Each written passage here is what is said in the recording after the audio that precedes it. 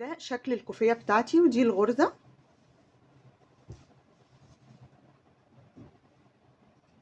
السلام عليكم ورحمة الله وبركاته. أهلا بكل متابعين كروشيه فريدة.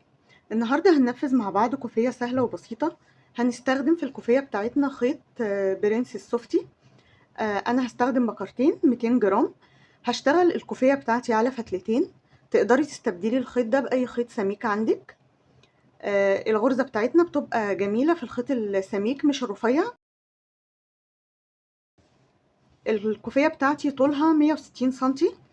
استخدمت في الطرف بتاعها الكور الفرو زي ما احنا شايفين، مديها شكل جميل.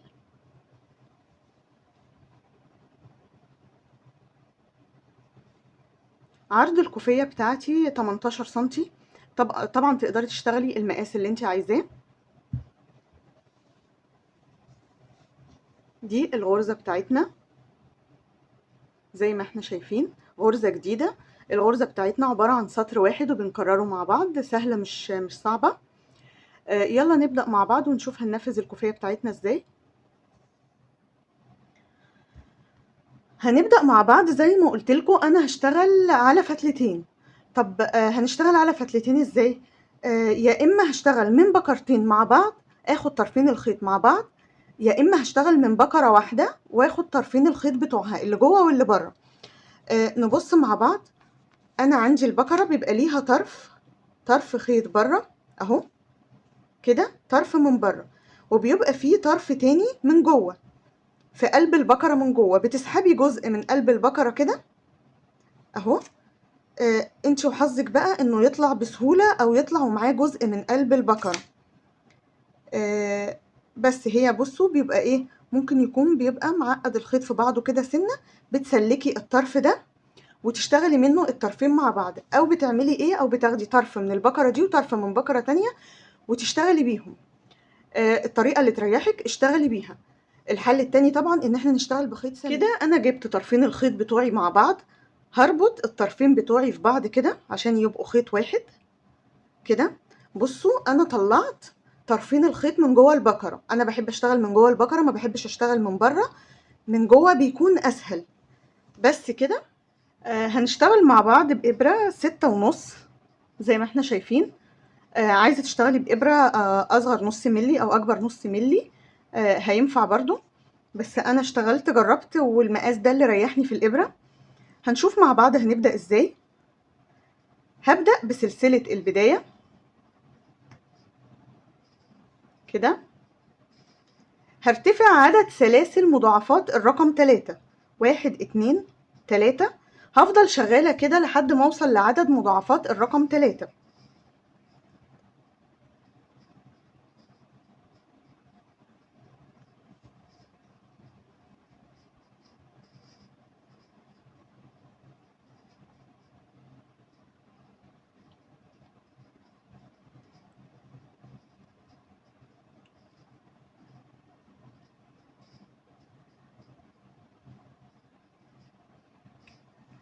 كده أنا اشتغلت 21 غرزة. نبص مع بعض. مقاسهم عندي تقريبا 16 سنتيمتر. انا هكتفي بالعدد ده لان العرض بتاعي هيزيد لما اشتغل. طبعا انت تشتغلي العرض اللي انت عايزاه. هعمل ايه؟ انا اشتغلت 21 غرزة مضاعفات الرقم 3. 3 في 7 ب21، يبقى انا عملت 7 اضعاف. هعمل غرزة واحدة زيادة، يبقى انا البداية عندي هتبقى مضاعفات الرقم 3 زائد 1. ايه الخطوة اللي بعد كده؟ هاخد لفة على الابرة 1 2 3 وهدخل في رابع سلسلة كده واعمل عمود بلفة كده. لو انت ايدك سايبه في الشغل اشتغلي بالمقاس ده او مقاس اصغر عشان الغرز ما تبقاش واسعه منك قوي. انا ايدي بتبقى ماسكه في الشغل. لو ايدك سايبه اشتغلي بمقاس اصغر، نص ملي. عملت عمود بلفه. هعتبر سلاسل الارتفاع دي عمود بلفه، وده التاني في نفس المكان. هعمل 2 سلسله وفي نفس المكان هعمل غرزه حشو. دي كده اول غرزه معايا او اول مجموعه معايا كده. ده شكلها زي ما احنا شايفين. هنبدأ نكرر هسيب غرزة 2 وهدخل في التالتة، اكرر المجموعة بتاعتي. هعمل ايه؟ 2 عمود بلفة. انا اول مجموعة عملت عمود واحد لان معايا سلاسل الارتفاع. هنا هعمل 2 عمود بلفة في نفس المكان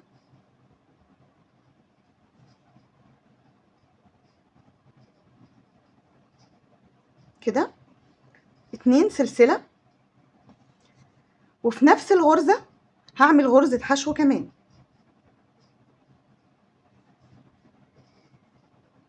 كده. هبدأ أكرر لفة على الإبرة، هسيب 1 2 وأدخل في تالت غرزة، عمود بلفة، عمود بلفة كمان في نفس المكان،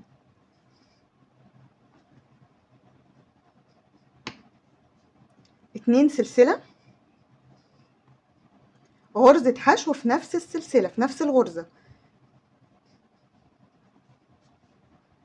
لفة على الإبرة، هسيب غرزة 2 وهدخل في التالتة. هنعمل 2 عمود بلفة،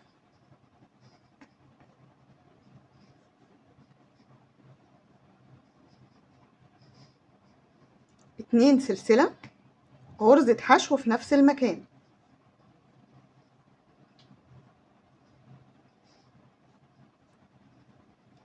هسيب 2 سلسلة، 1 2 هدخل في تالت سلسلة. خلاص حفظنا. مع التكرار الغرزة بتاعتنا بتبقى سهلة، 2 عمود بلفة، 2 سلسلة، حشو في نفس المكان.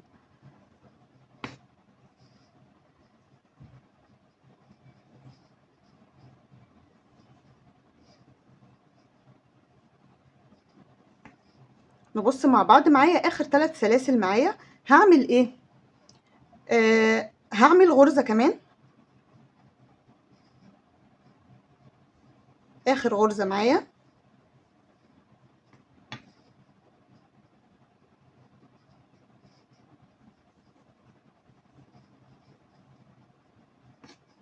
واحد 2 سلسلة، حشو في نفس المكان. ده شكل الغرزة بتاعتي زي ما احنا شايفين. الخطوة اللي بعد كده معايا هبدأ اشتغل الدور التاني. نبص مع بعض. هلف الجنب التاني كده، هرتفع 1 2 3 سلسلة، لفة على الإبرة. عشان نبقى عارفين في كل دور خلاص، ال3 سلاسل دول هعتبرهم عمود من أول غرزة بشتغلها، عمود بلفة من أول غرزة بشتغلها. هشتغل أول غرزة فين معايا؟ شايفين ال2 سلسلة دول؟ أنا كنت هنا بعمل إيه؟ 2 عمود بلفة، 2 سلسلة، حشو. أنا هشتغل على ال2 سلسلة دول كده.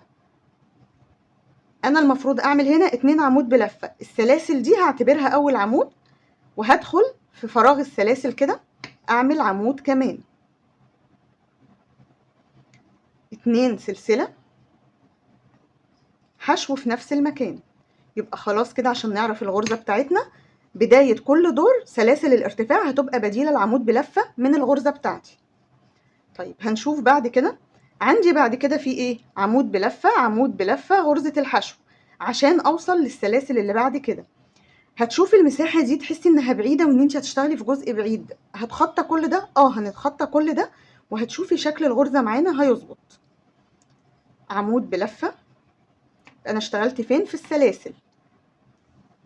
عمود بلفة كمان في السلاسل بتاعتي، 2 سلسلة، ال2 سلسلة دول اللي انا هشتغل فيهم الغرزة بتاعتي في كل دور، حشو في نفس المكان. هنكرر، هتخطى عمود 2 غرزة الحشو وهروح للسلاسل بتاعتي واعمل الغرزة بتاعتي، 2 عمود بلفة، 2 سلسلة، حشو في نفس المكان كده. الفراغ اللي بعد كده الغرزة بتاعتي سهلة،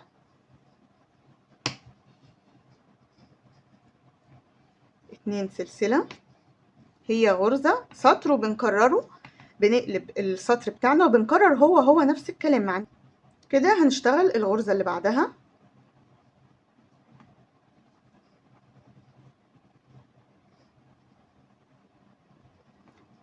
حشو في نفس المكان. وصلنا لاخر غرزة. انا عندي الاختلاف في اخر غرزة عندي في الدور بس. هعمل ايه؟ 2 عمود بلفة، 2 سلسلة. المفروض اعمل في نفس المكان غرزة حشو، لا مش هعملها هنا، هقفل بيها الدور في سلاسل الارتفاع بتاعتي، في ثالث سلسلة ارتفاع هقفل بغرزة الحشو عشان الدور بتاعي يكون مظبوط. ده الاختلاف عندي في الدور ده. نبص مع بعض. هعمل ايه؟ هلف الدور بتاعي الجنب التاني.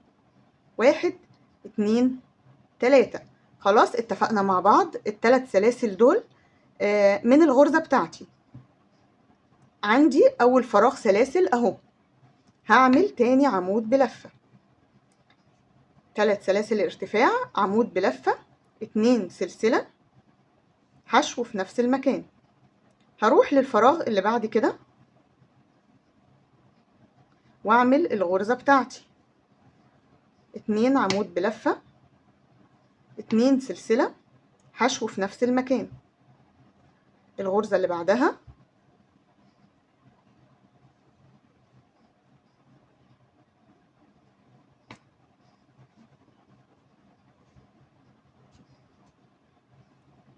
زي ما احنا شايفين الدور بتاعي سهل بيخلص بسرعة. بشتغل فين؟ بشتغل في السلاسل اهي، السلاسل كده.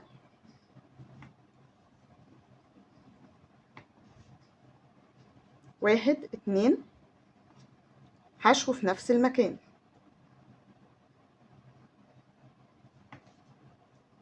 الغرزة اللي بعدها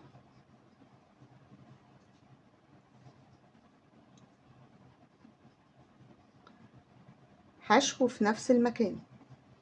يبقى انا الغرزة بتاعتي عبارة عن ايه؟ 2 عمود بلفة، 2 سلسلة، حشو.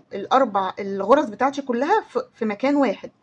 اخر غرزة معايا زي ما اشتغلنا الدور اللي قبله هقفل نفس الدور ده. انا اشتغلت معاكم دور زيادة عشان انا الغرزة بتاعتي سهلة، هي دور واحد وبكرره، بس انا اشتغلت الدور ده عشان نعرف قفلة الدور برضو. 2 سلسلة. هقفل ازاي؟ زي ما قلت لكم اخر غرزة ما بعملش غرزة الحشو في نفس المكان، بعملها عندي ادي عمود بلفة وادي سلاسل الارتفاع في ثالث سلسلة ارتفاع عشان اظبط طرف الدور بتاعي كده. نبص الغرزة بتاعتنا اهي. لو خدنا بالنا هنلاقي الغرزة طالعة بوسع شوية، هي هتبقى بعد كده مظبوطة، لكن هي زيادة عن اول جزء بدأنا فيه. ده شكل الغرزة بتاعي عشان لو لقيتيها وسعت معاكي كده. بس الاساس عندي ايه؟ ان انا اعد اول غرز بدأت بيها اول دور. 1 2 3 4 5 6. 1 2 3 4 5 6. الغرز دي ثابتة معايا ما بتتغيرش. لكن لو زودتي حاجة يبقى كده في غلط.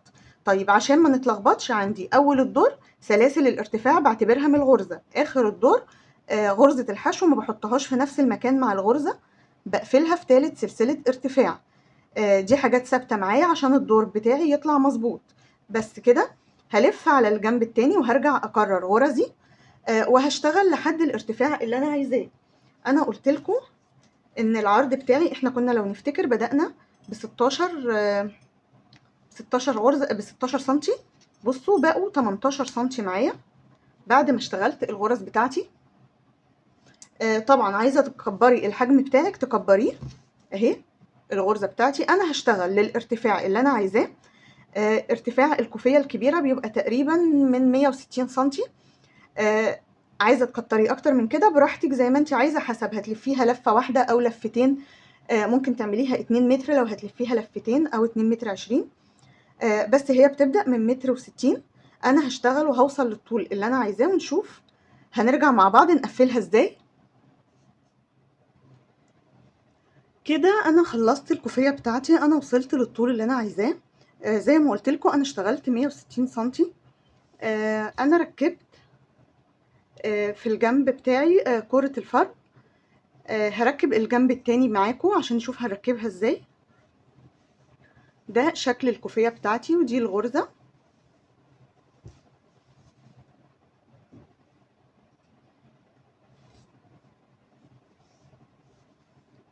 هنا انا وصلت لاخر الكوفية بتاعتي. انا بسيب جزء من الخيط عشان اقفل بيه. هجيب ابرة تنظيف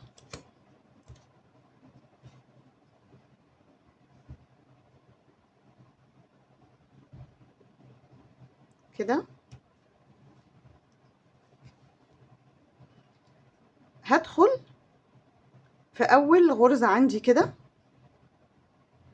عندي بين الغرز هنا في فراغات اهي، هدخل كده في الغرزة نفسها اهو، عديت واحدة هدخل في اللي بعدها كده اهو،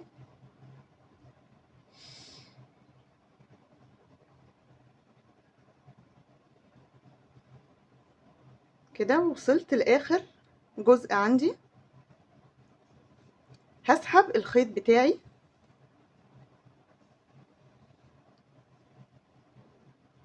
كده،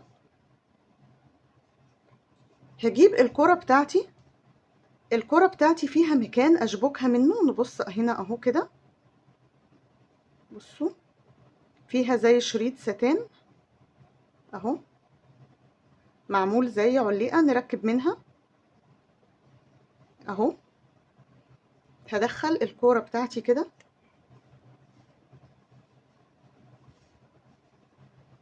وهدخل تاني كده، مش لازم في نفس الفتحات، انا دخلت الابرة كده وخلاص.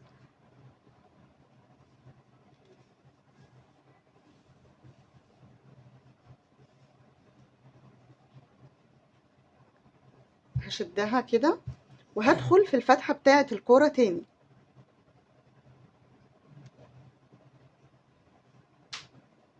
كده.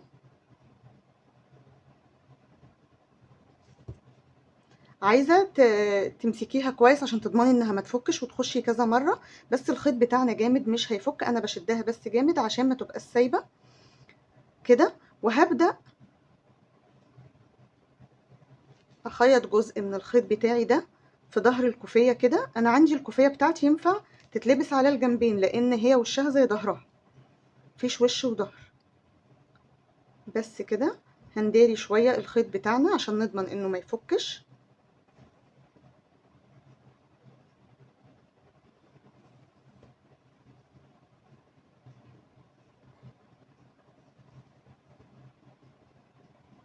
كده. وهقص الخيط بتاعي، عندي الطرفين دول هربطهم كده في بعض